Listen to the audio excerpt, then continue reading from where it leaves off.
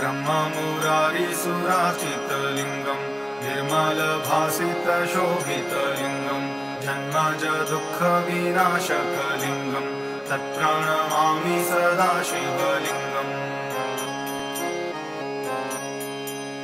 देवमुनिप्रवराजितलिङ्गम् कामदहं करुणाकरलिङ्गम् रावणदर्पविनाशनलिङ्गम् तत्प्रणमामि सदा शिवलिङ्गम्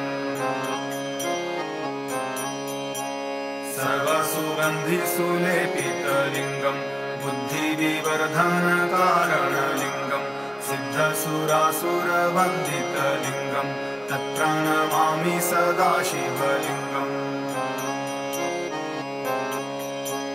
कनकमहामणिभूषितलिङ्गम् फणिपतिवेष्टितशोभितलिङ्गम् दक्षसूयज्ञविनाशनलिङ्गम् तत्प्रणमामि सदा शिवलिङ्गम्